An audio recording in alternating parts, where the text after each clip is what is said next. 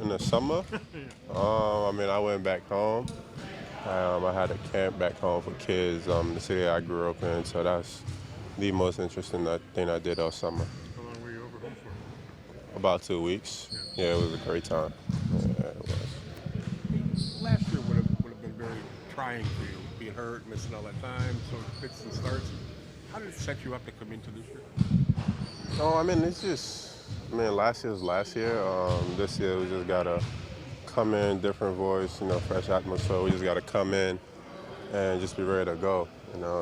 So we're looking at it as a fresh start. So we're just coming in and just ready to go. Having a coach who is new, doesn't know you that well, does it allow you to sort of expand your role, give him ideas that maybe other coaches who've seen you have closed off? I'm just trusting him, like I said, it's new. He's getting to know me, I'm getting to know him as well. Getting to understand each other. So, just continue, trusting what he has and following his lead, his things that he's trying to implement. And our job is just to go out there and carry that out. What have you learned about him so far? I learned that he's really big on, togetherness, just being able to do everything together. So yeah. He was talking about having you more at the elbow, more DHO stuff. Does that fit into the evolution of your game? Like I said, I'm here. He's getting to know me. I'm getting to know him. I'm trusting him. I think that's a two-way street as well. That's a lot of responsibility. Elbow, top of the key, all that kind of stuff. So it's all part of the process. Are you excited about having the ball in your hands a bit more when you're in the post, when you're in the elbow? Like I said, it's trusting him. He's learning my game. I'm learning his style of coaching, and we're just going to build from there. If you end up playing like the five in his schemes, you could end up from those elbows or top the keys. A lot of one-on-one matchups against probably slower players. Do you think that should work in your favor? I think the number one key for playing from the elbows and the top of the key is to get everybody involved. That's the number one priority from those positions, and I'm looking to do that, at the highest level as I possibly can. You had a bit of a cryptic tweet after the Lillard trade to Milwaukee. What was that? What was the tweet? This is getting tricky, I think. It had nothing to do with that. It's just more so that kind of came out of nowhere. I didn't know. I'm sure you probably didn't expect Milwaukee just as much as me. So it was just kind of it wasn't cryptic or anything like that. How much do you think the moves around the league over the last couple of weeks have changed the landscape in the Eastern Conference? Everybody's doing what they got to do to either become better as a team or whatever direction or vision they have as a team. Everyone has that at mind. And right now I'm just more so focused on us, focused on the new coaching staff, his schemes and everything, and just trying my best to go out there and establish that and put that into play. Congratulations on your victory over Precious and Javon over there. Yeah, it was a good comeback one from yesterday. They got me yesterday, so came back and tried to put on a performance. Next. Scottie, as the first couple of practices have gone under the belt, how does the role of ball handler, facilitator, open court mover, how are you getting used to that, and how much are you enjoying it? I'm just saying we're just still learning, developing, working on it. Just getting more comfortable with the offense, learning what we need to do on the offensive end and defensive end. So just working on it. It's still developing, How much smarter of a player are you coming into your third year than you might have been going into your second year? How much of a smarter player? I say every year I get smarter as a player. You start to know the NBA more and more. I've been a smart player, high IQ player, but just learning the ins and outs of the NBA and like those little things that can just change the game. Were there hard lessons to learn last year? Oh yeah, it was a lot of valuable lessons. You just take a lot of things from that and just come back this year even stronger, come back better, and just work on these things and just I think the biggest thing that I really learned is just how hard it is to win basketball games. So I know what type of effort it's going to take day in, day out to just come out with a win every game. You know, they had a lot of comeback wins last year, a lot of games where we were right in there, but we just didn't be able to pull it out. So, you know, just taking those things in and having those things in mind each and every single practice and just try to work our way into that. And, you know, when those situations come around, be able to think about that, and it's going to take every key possession because every moment in the game is valuable. You mentioned last year on Monday, you said it was a bit of an energy drainer for you, the way the season went. Had that ever happened to you on a basketball court or in basketball before? No, you know, I enjoy the game of basketball. You know, I love it. I'm a kid. I have fun with it each and every single day. Every day I come in, I just want to come in and have fun. You know, I just enjoy the game. I love the game so much.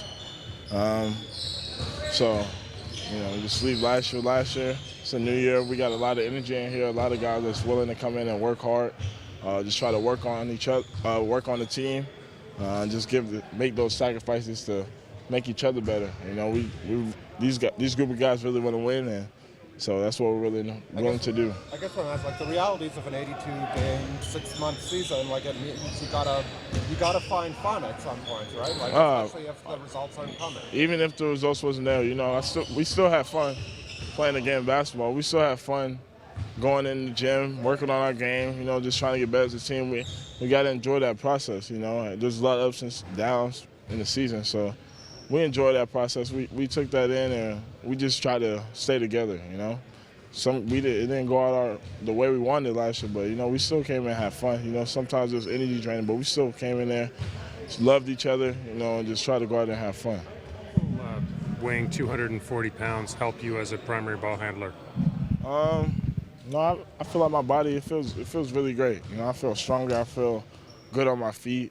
Handle feels great right now. You know, I feel like I'm well conditioned. You know, I can take on that role. You know, that's what it's about. I feel like it's a mindset thing. What I worked on in the summer. You know, just trying to get my conditioning right. I feel like it was just muscle. I put on some more muscle, so you know, I don't think it really like changed my weight. Changed if I was gonna be conditioned or not. You know, but it's just more muscle. You know, I feel a lot stronger, a lot healthier. You know, I feel good. Scottie, we've been seeing you down in Florida, but Brian working on the game, expanding your offensive skill set.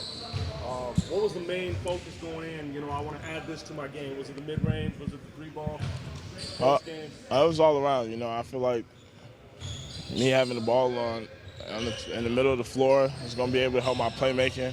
When I get post-ups, I'm going to be able to settle in the post-ups, being able to get to my spots, you know. Being able, if I want to get to the mid-range, you know, it's just about where I want to go, how the defense is playing me, just being smart out there on the floor. You know, just working on my game all around, just trying to be smart where I want to get to on the floor. And I feel like he just helped me with that, helped me expand my mind watching film with me. Watched a lot of film this summer on every spot on the floor, where my post-ups were, where was I going, having the ball in my hands, being able to get to the rim, my corner threes, my above-the-break threes, me handling the ball up top with a screen and roll. So it's just watching the film, studying the game, figure out where my spots are, being able to try to get to those spots when I'm on the floor. Just being the size you are, plus the the physicality you play with, how conscious are you of that as an advantage when you're trying to punish guys with the ball? I think that's what the game's about. Nowadays, being able to find those mismatches on the floor, seeing where they're at, being able to find those out, seeking where it's at. I feel like that's what the game is right now, being able to find those and being able to take advantage of it. You find that early in the game, you know, you're going to have a great success at it. Find it later in the game, you're going to have a great success at it. So, you know, it's just about finding those mismatches on the floor, no matter who it is, no matter where it's at. There's always going to be something there. It's just about how you can expose it and take advantage of it on the floor. Do you have a sense of kind of a better sense of who you want to be as a player in the context of this team this year? Oh, for sure, you know. Just when I'm out there, you know, just being conscious of being able to go get the ball, being able to find where the right mismatches are, where the advantages are, no matter where it's out on the floor, but being able to stay within the offense and with finding that. I feel like we all are still just settling in with our offense and our defense schemes, and we're just going to be able to go out of that and play through it. Do you think this offense will give you, like last year you had an opportunity to grow, but you weren't the primary ball handler, you weren't the primary kind of focus of the offense, and you won't necessarily be this year. Does this offense give you more of a chance to kind of grow in that way? I think for sure it does. They want me to have the ball in my hands. They want to put me in those positions where I can be able to sell out my playmaking abilities, be able to go score, be able to just make those right reads on the floor. They trust me with that. So I think I'm ready to be able to make those decisions with the ball. I feel like I'm great with the ball in my hands to make those decisions. I'm a smart player. I'm not a selfish player, so I'm able to, even when I'm the main ball handler, be able to find those situations. If Pascal has a mismatch on him, if OG has a mismatch on him, Yacht got a deep seal, I'm able to make those passes. So I'm a smart player, even with the ball in my hands, without the ball in my hands, I'm able to find those mismatches where they are on the floor. It's opportunity, right? Yes, for sure. What stood out about your first meeting with Darko, the first time you talked to them, and what impression did you walk away from that conversation with? In my first meeting with him, it was just seeing his energy. He was smiling, happy, excited to be able to go on this ride together. So I think that's the main thing. Him just bringing in that positive energy, bringing that good energy that's towards the team. I feel like that's just the main thing that there is. I'm a high energy guy. I'm always happy. See him smile. I feel like we're gonna be on a long ride together. We're gonna make amazing things happen. On Monday, you said your focus is on dominating. What does that mean to you within a game?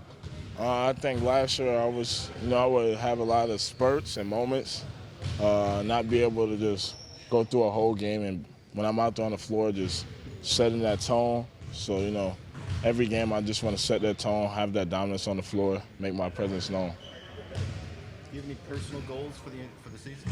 Just playing it game by game, day by day, not thinking ahead, just being able to play every game, staying in the moment.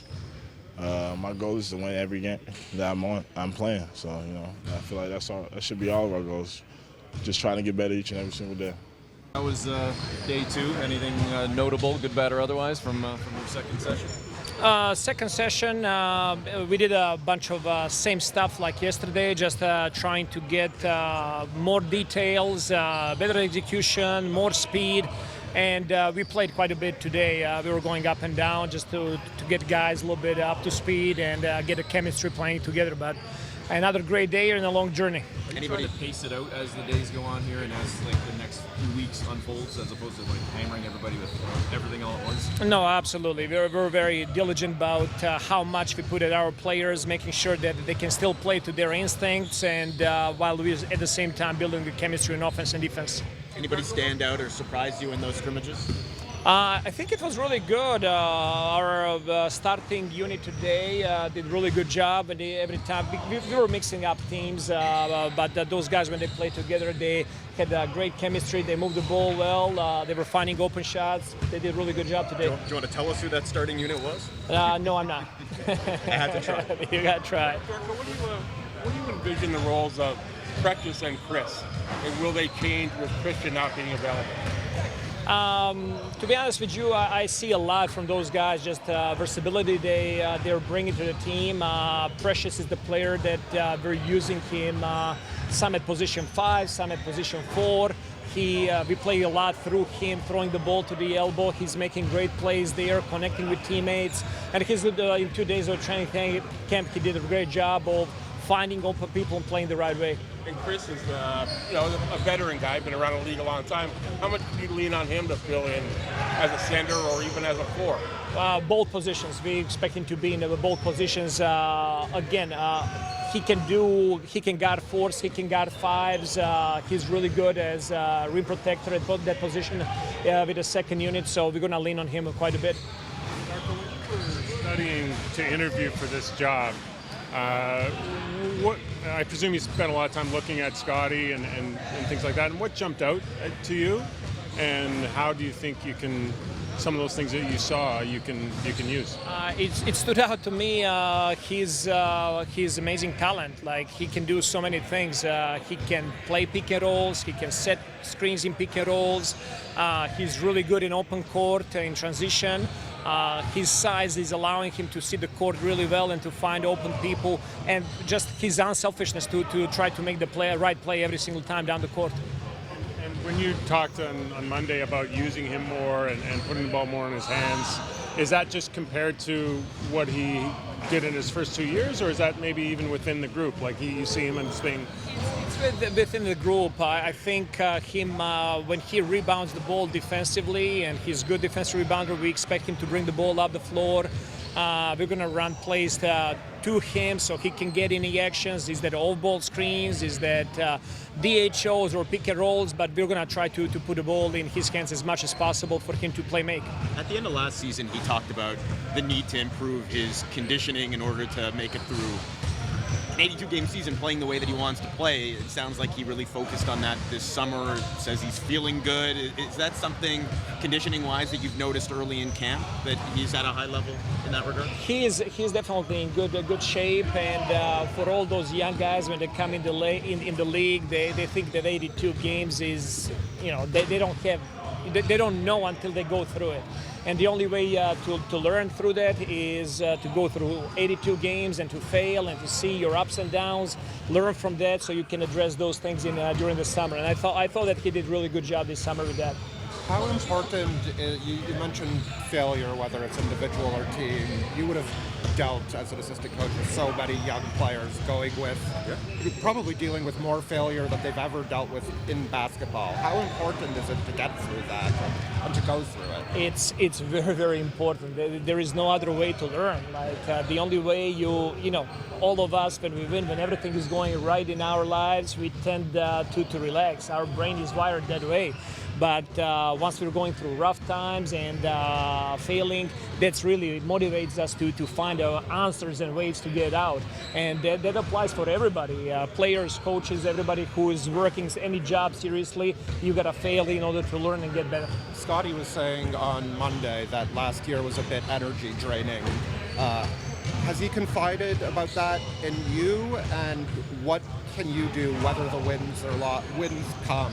What can you do to make sure it's a joyful sort of space? We did not talk about that, but generally my approach is to bring a lot of positive energy, and I expect same thing from coaching staff and the same thing from players.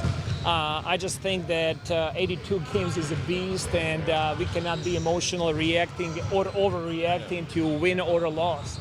We gotta stay even keel and as much as possible to focus on the next thing. Coach, can you tell me about Jana's integration into your staff and why you wanted him on your staff in the first place? His reputation around the league, he's an amazing human being, he's great with the organization, he's helping me to take off of my plate a lot of stuff regarding practice planning, whatever it might be, organizational stuff. He's really good with that, and also he's extremely bright offensive mind. He's going to be our offensive coordinator, and I'm going to rely on him quite a bit. Coach, you talked about a win-the-day mentality yesterday. You also said next play mentality. How do you implement this in action when you're coaching in these training camps and practices? That's a great question, and we cannot control what's going to happen 2 weeks down the road. All we have is this day today, and how do we maximize this day? Is our preparation to come ready for the practice. It's our attention to detail. It's competing on the highest level. It's whatever it's at the hand at that day. We cannot worry about tomorrow or worry about yesterday or last season. We got to live in this present moment. Is there an accountability factor to that? Or maybe guys aren't prepared, or they're not, you feel like they have more? Of course, that's part of that. Like, my job is to push those guys, but also I expect accountability from them as well. I told guys yesterday in the practice, I messed up something. I cut the drill earlier than I was supposed to do, and I told guys, keep me accountable for that as well. It's a two-way street. Just talking about Scottie again. a guy who's going to be a primary ball handler, typically they're either like really good shooters or they get to the rim really quickly, easily.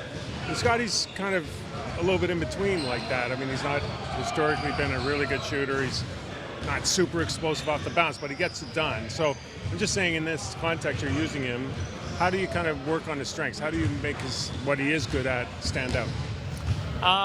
It's going to be a combination of all of that. He needs to continue to improving his shot and working on his shot. I want him to take more open shots and to shoot it with confidence. He's doing a great job in the gym every single day with assistant coaches working on his form. It's just a question of confidence and taking those in the game as well.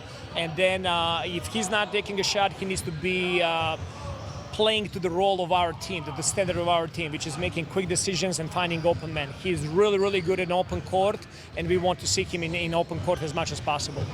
What kind of potential do you see, just even at his stage of development now, as to what he could become? It's a step in the process. I always, when I look at the players, I just don't look at the time where they at right now. I look where they can be down the road. And my vision of Scottie or Pascal or Jakob is everything like how we can improve those guys and continue getting those guys to the peak at their performance. What do you see in him? Where could he go? I think Scottie is an all-star type of player. I think he's the guy that can do so many things. I already talked about it. He should be the guy 2-3 years down the road that teams are really having a headache when they are preparing scouting, and they have multiple coverages on him, because if you switch, he's going to punish you. If you don't switch, he's going to punish you with good decision making. If you give him room, he's going to knock down the shot. If you close out too close, he's going to go by you. So we're trying to make a complete player off of him.